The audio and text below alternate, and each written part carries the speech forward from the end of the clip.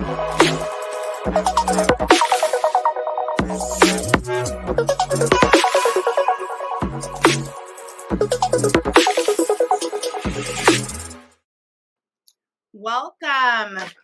to Ingenious Exchange with Shatima. I'm your host, Shatima Gresham. I am over the moon excited to start this podcast that's presented by my company, Procure Talent Management Group, which is your one-stop shop for all things HR. We specialize in talent management, which is how employers attract, retain, and train their workforce. We also do HR consulting, which encompasses any and all strategies that are related to projects and initiatives, anything necessary for HR professionals and business leaders to create a high-performing organization. And lastly, services for job seekers that include resume review and creation, interview training, LinkedIn, and other professional social media content. So I'm super excited about this podcast. We'll be talking today about purpose and alignment with your career. Are you working with a company that complements your purpose? How do you know? What should you do? And how does partnering with an executive coach help to facilitate purpose, passion, and alignment? To help with these questions, I have my good friend, Lisa Richmeier Chaffins. Lisa, welcome to Ingenious Exchange, and thank you for being my guest. Thank you. Gosh, Shatema, I'm so excited for you, just like watching what you're doing and all that you're creating. So I am so happy just to be the first one. Awesome. I'm so excited for you to be here as well. Before we start digging into purpose and alignment and all this good stuff that I know that you're passionate about, tell me and my viewers a little bit about what you've been up to lately, what you are currently doing, and how you are operating within your purpose. So I really, if I was to define myself, right, I'm a motivational person. So if that means I'm speaking or if I'm coaching one-on-one, I really work with people to really reach their dreams and to figure out if they're not there, what's holding them back. So if I'm working with executives, and we're talking about leadership, I kind of dig into what's going on with them and how they're wanting to show up and what might be holding them back from really being, the best leader that they can be. So I do, like I said, I do coaching one-on-one. I do speaking presentations, workshops, and I just finished a whole online course. So I've been doing a lot lately. Yeah, congratulations. I know that you just completed your AZ SHRM public speaking. How did that go? It was like better than I could have imagined, honestly. How so? Because, I used to walk the halls at SHRM and I used to look into those rooms and say, one day I'm going to speak on that stage. And so to go back and just share with people that are so like-minded, HR professionals are loving and giving, and sometimes it gets us in these weird situations, right? So just to be able to talk and speak there was a dream come true for me. So I feel like everyone that was in that room was meant to be there. And the validation and the love I got just makes me want to keep going. Yeah, well, congratulations. Yeah, I didn't get a chance to attend, but I did stalk your LinkedIn responses and read your comments. It sounds like you got a lot of great feedback. Yeah, it was good. I should do more of that. So yeah, thank and it you. sounds like you inspired a lot of people. Yeah, I think so. It's really, when you get down to it, it's some basic stuff, but sometimes you just need to hear it from someone else. Yeah. It's the weirdest thing. So yeah, I like just sharing, my journey and the people I've coached and the amazing things that you can create once you really this one was about the power of your thoughts. And so it's really true. What we tell ourselves is what we create. Yeah. And so that was what that one was on. But yeah, it was fun. Good. Congratulations. Thank you. Well, let's talk about it. You've kind of mentioned this a little bit as far as HR professionals. My company, as you know, Procure Talent Management, really lives in that human resource space. It's the space that I grew up in. It's the space that I met you in. And as business leaders, there's all sorts of individuals, professionals, and it's evolved over the years from when we first entered it. Yeah. I joke with people, and most people who've been in HR as long as we have, they kind of fell into HR. We didn't go to school for HR. You didn't have all these cool certificates and degrees that they have now. Yeah. And so I would be curious and would love to hear, from you, what are the key attributes or, personal descriptors that you believe a person who is operating within their alignment and passion in HR would have? So really it goes back to what are the things that we're doing that we're living in our purpose, right? And so I'm I tell you, my whole career has been in HR and recruitment, but what it was doing was allowing me to live in my purpose in a certain specific way. So I identify my purpose as inspiring and encouraging others to live their best life. Well, I could do that in HR and recruitment. It might be an employee relations issue, or it might be working with someone that really wanted to advance in the company. So I was able to, like, if you say, how are you living in your purpose? I was in HR and recruitment. The only difference now is I get to do all of that full time. Yeah, So if you can live in your purpose 80 to 90% of your time, you're going to be a happy person, and you're going to be excited about your next day and what you're tackling and what you're doing, and the hours don't feel so draining because it's fulfilling you.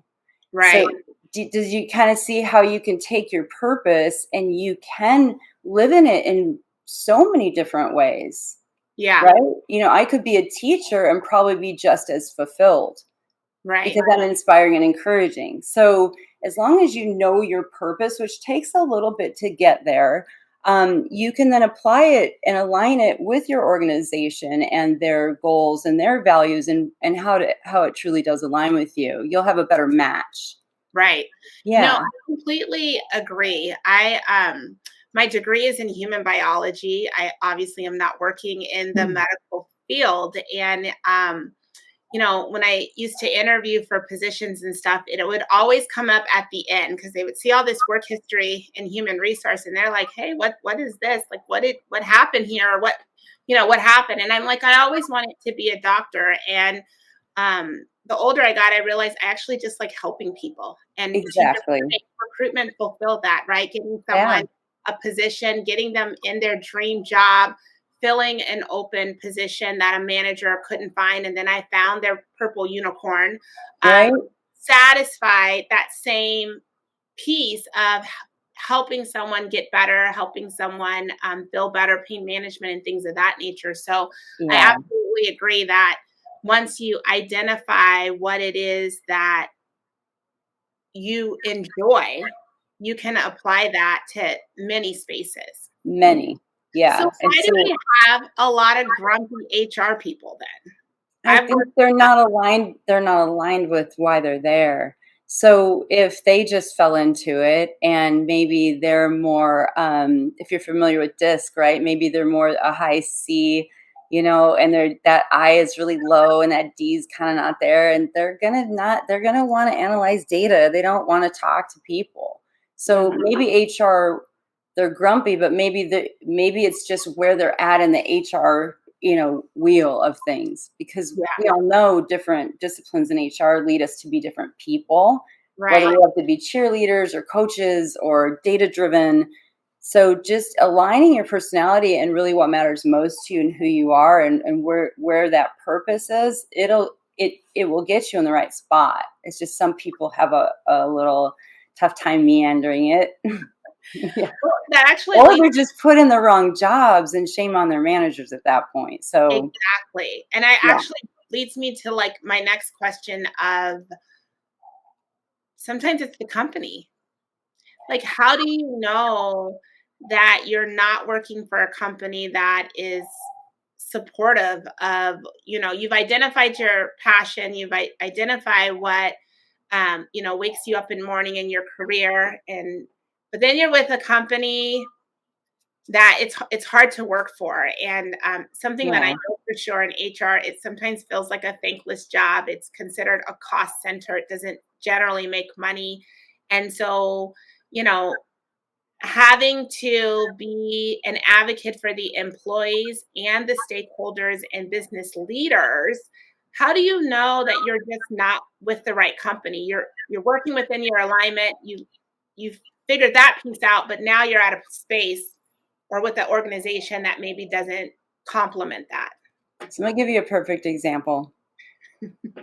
I've always inspired and encouraged since I was 16. So it was really clear where I was happiest, right? When I first went into agency recruiting, I would literally fall in love with my candidates and just be like, listen, I don't think you should take this offer. I think that you're meant to do this. And they'd be like, you're right. I love that. Well, my boss would get mad at me because she would be like, Lisa, you're supposed to be closing deals and getting offers closed and making money here, but you keep Right. telling candidates that maybe you shouldn't because you're really meant for this. Right. So that was not going to be a job that I was in alignment with because they weren't allowing me to inspire and encourage. They were looking at the bottom line, right? Yeah. They were looking at how much money could I close and deal with every month. So that company wasn't going to work for me. I had to be with a company that let me be me. So, you're interviewing, you ask the questions, am I going to be allowed to inspire, encourage others? Like, what's most important to you that I be in this organization? Because this is a part of me. Right.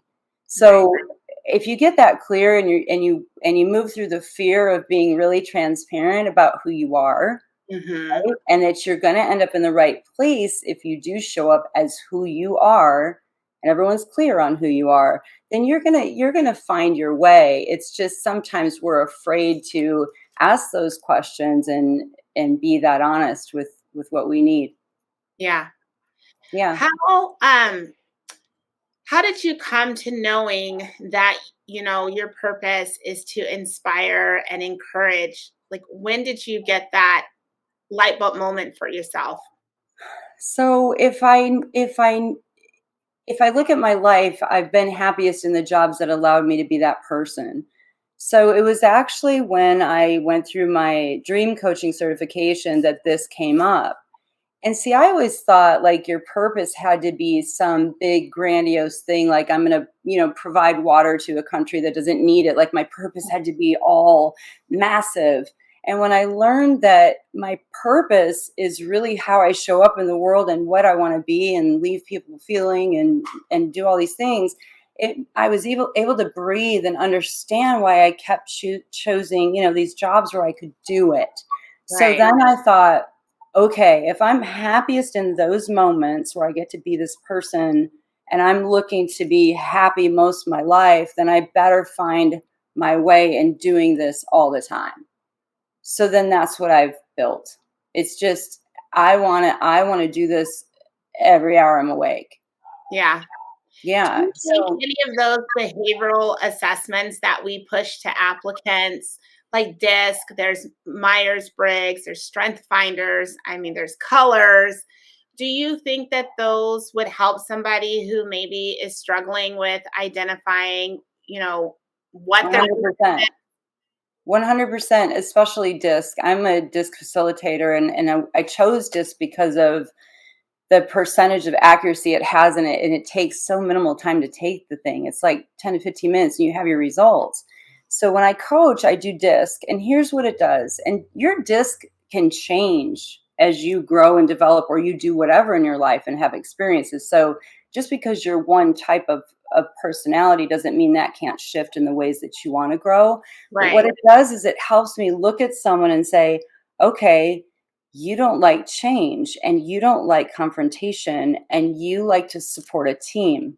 You're also very analytical. I'm not going to look to you to be my cheerleader in the company or my driver of initiatives, but you're going to love everyone and you're going to support everyone and you're going to be that person that takes care of everyone and makes sure everything is done and you stay on us, right? right. So yes, I do think if you're hiring a salesperson and they're a highly analytical person that is an introvert, that might be a challenge, right? Yeah, So when we do discs too, we see how you show up at home and how you show up at work. And some people shift who they are at work. It's really not who they are in their true oh, self. it's true. Yeah. So then you're really out of alignment. That's when you're really going, I don't like my job. Yeah. So I think disc is powerful. I've done Yeah. it. I haven't done disc in a long time. I worked for a company. I won't say their name here, but they use colors. And I remember I took the colors test. And are you familiar with the colors? Not at all. Yeah. Very similar to disc. Red is, this like alpha dominant color. Okay.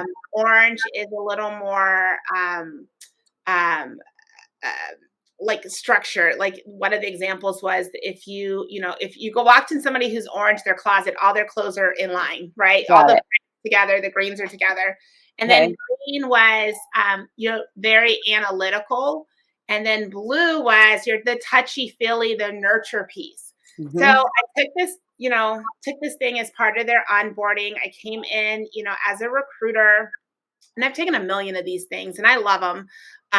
So I kind of knew where I would land. And I was really surprised that my score for nurture was so low, like low.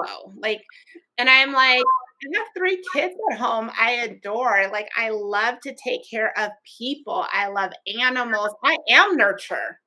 And it was the lowest score. And it was almost like I was embarrassed Was about it for work or it. home? Was it, is it for everything?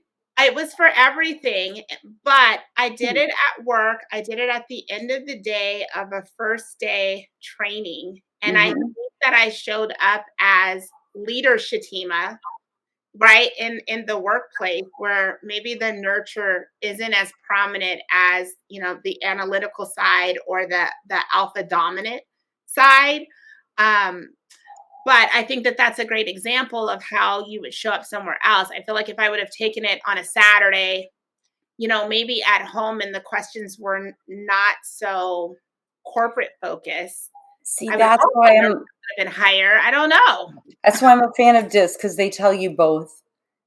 And people, so I would say 9 times out of 10, someone will tell me that thing is dead on. And if it's not, if it's that one outer layer, it's usually just a small piece that's not right, and the rest is all accurate. So I just love it that it shows you who you are at home and who you're showing up as at work, because if that is different, it's going to rub. Yeah.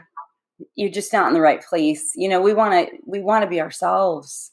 Yeah. So Yeah. yeah, I it's like them it's a myself personally. As a recruiter, I used to hate them, if I can be honest, because hiring managers used it as, instead of using it as a tool, it was a knockout.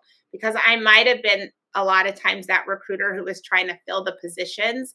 And so I would be like, Lisa's great. She's, everything you asked for, everything you need. yeah. And it showed that you weren't going to be, you wouldn't love sales. And then it was like, Yeah. we don't want her because she doesn't love sales. And I'm like, oh gosh, we got to go back to the drawing board and come. Yeah, I know, and I don't know if I'm a fan of doing them, as part of a hiring process, because there are people that I've known in this life that they show up at work and you would never believe that at home they don't talk to anybody. They're like the life of the party at work. And so I don't, if there's a growth thing going on there, I don't want to judge them because their discs show that they're actually not that person at home. Yeah, Like, yeah, it's they are showing up in a way that we need them to, and maybe they're going through some growth where they're trying to get there because they want to be a great leader. I don't know. yeah. So I don't like using them for hiring. I think they're a great tool for companies that are struggling with figuring out their candidate profile. I think you get leery when you take it as a be all, right? That we have many layers as people, and so using it as an all in doesn't seem to be a fair depiction of it. For example, I am nurture, and it did not show that I had any That nurture. is so funny. Oh my gosh. I'm going to send you a disc after this, just I so will. you know that you're nurturing. I know I'm nurturing. Right. um so where would you recommend, Lisa, someone to start? Like, we've been throwing around, well, let me back up. We've been throwing around alignment and passion.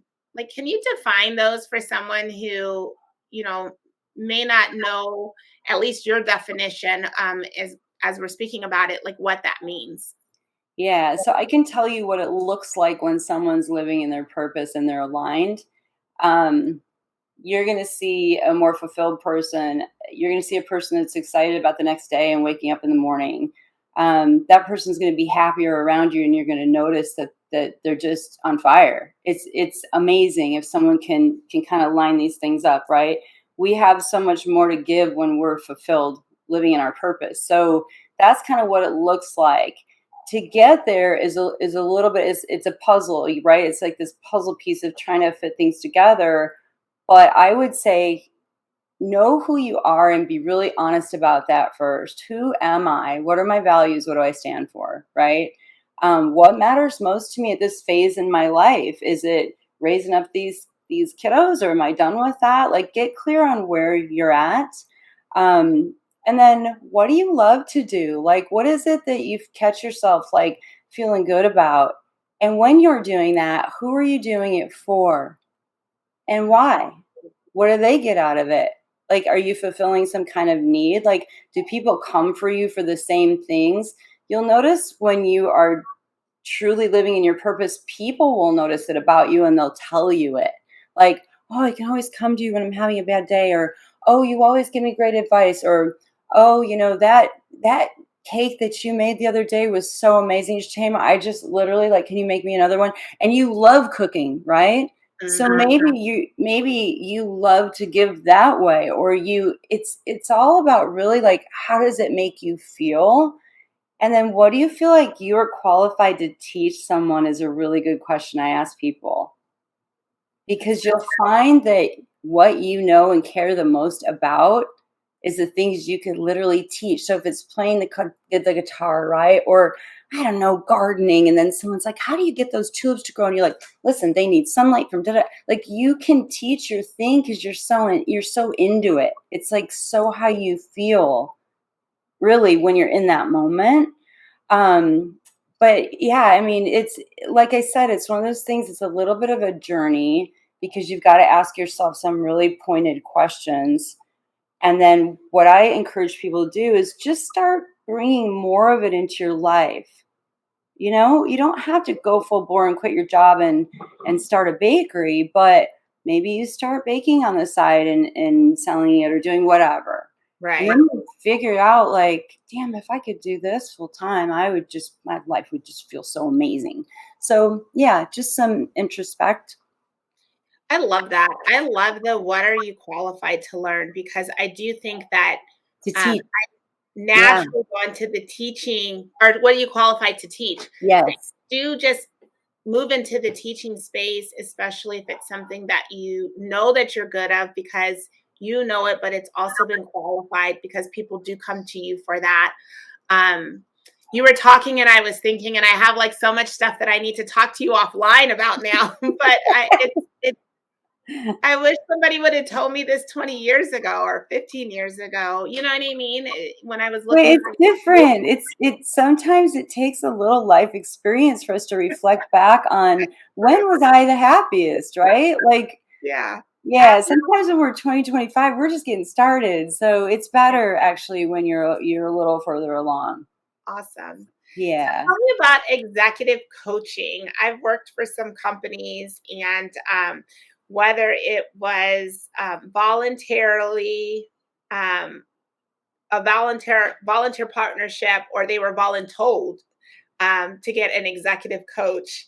And there was definitely managers I've had that I wish somebody could tell them that, the way they showed up in their delivery was off. Yeah. Um, Tell me a little bit about, your life as an executive coach, and how you landed there. So it's not so different than any other aspect of coaching, to be honest with you, because when you're working with an executive, especially one that has some things to work on, you have to kind of take them back and you have to build trust with them that they can be vulnerable with you. So if someone shows up as an angry person or domineering, or it's my way or the highway, I always do a disc, right? And then we talk about the disc. I get them to tell me, do you agree with the statements that are coming out about, how you show up? That like catapults me literally like 3 months forward in my coaching, because I can just be really real with them. Like, do Yeah. you agree? And it's like, yeah, yeah, I do feel that way. And no, I really don't care about people's feelings and I da da da. And it's hard to hear sometimes, right? It's like, Well, how do they even okay, come to you? Do you solicit them, or are they reaching out to you for personal development, or are they being voluntold to come and seek some outside help? mostly, I'll go in and do a workshop where the whole team is present. So if it's an executive team, then I have the whole executive team in one room. We go through some things together, and then I individually coach them. So I spend like 6 or 7 weeks with them one on one time a week. But here's what's really cool: when they do have that trust that, what we say together is not going anywhere. I'm not running to your leader to like tell them all the things that happened to you when you were a child, but let's talk about some stuff, right? Because if Mhm. you're showing up as a perfectionist, you're going to hinder your team. They're not going to take risks. They're going to be so worried about deadline. They're probably going to miss deadline because they're trying to be so perfect. Like, this is actually something we need to talk about. Why do you feel you need to be perfect? And then it starts getting really deep, right? And it usually has to do with a childhood thing and critical parents or a culture thing. And so we just kind of gently look at, how did we turn out to be this way?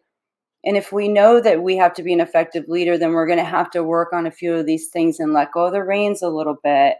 And what's cool is when they do it and the team responds, they just want more. Like, just help me more. And so it's an awesome to watch their growth in a short period of time is just amazing. Yeah, But like I said earlier, sometimes it takes someone else to call you on your stuff. yeah. It doesn't I report to don't care. I mean, I don't have a right. Like, I don't work for your company and I don't talk to your leader. So let's just get to the nitty gritty here. So right. I yeah. think it's so awesome. I think it moves and lands to kind of the state of the union right now with mental health, and learning more about nurturing that part of us as a person, and how that translates in the workplace when you're dealing with so much, and the world is changing, so being able to adapt to what that workforce looks like, right? I mean, you can't keep up all of the different changes that are happening, and so I think it's so cool that that you're even doing that. Like I said, we were recruiting, I so know. Yeah. transition in, but it totally makes sense because I feel like I was like a life coach to a lot of my candidates on getting the job. Go in there, wear Of this, cour do this, do this. exactly, exactly. It's a natural thing to do in recruitment. Yeah, Yeah, yeah. I I know. think it's so great. It's I am the best so part. excited for you and Thank your you. success. Thank I you. jokingly call you my serial entrepreneur because every time you touch base, you've got your hands are in something else. I Um, know. it always flourishes. Like you're successful in doing it. What? I love it. And who knows? Like, I love doing this, but I keep myself pretty open to experiences and just going on this journey and having a blast. Yeah. It just keeps getting better. So why not? You know? We met in 2012 I know. at Manpower. I'm going to say it. I Uh, know. We've got stories, girl. we got stories. And I will say that you have always been very consistent in how you Thank show you. up, at least Thank for me. you. And we have gone years and months, and it's sometimes it's only been a LinkedIn check-in, but the energy and how you show up and the Thank you. nurture and inspire and encourage has always been there. Thank And so I you. want to just publicly say thank you so much for being who Yeah. you are. Thanks, I Katrina. You wish you too. so much success. I know. You too. We'll be right here for each other, hon. I know that's right. Okay. Thank you, Lisa, for your You're time welcome. today. It's always a pleasure when we get to hang out and we can talk for hours. Yeah. Go ahead before we end this podcast, and let the viewers know how to get a hold of you, what your social handles are, and we'll make sure to post those when we go live with this as well. So I would say anywhere you want to find me, just it's Lisa Richmeier. So it's lisarichmeier.com. My Instagram, Facebook, they're all Lisa Richmeier. I think there might be one other Lisa Richmeier in the world that I know about. So yeah, so I'm not struggling to battle with another Lisa Richmeier that does what I do or anything like that. So I'm pretty easy to find. But LinkedIn is where I play the most, and I'll get comfortable with all the others soon. Yeah. Well, we Yeah. can help you with that. Procure can. We have Yeah. great networks and good clients to get you up Awesome. and moving. Thank Um, you. for the viewers, I hope you enjoyed this podcast, my chat with my girl, Lisa. I Mhm. hope you learned something. I sure did. I actually wrote notes down for myself. Uh, Awesome. fulfillment at work starts with understanding your purpose and then getting aligned. I think it's as simple as that. Yep, I agree. All right. See Okay, you honey. soon. Okay. Have a Bye. good one. Take care. You as well. Bye bye.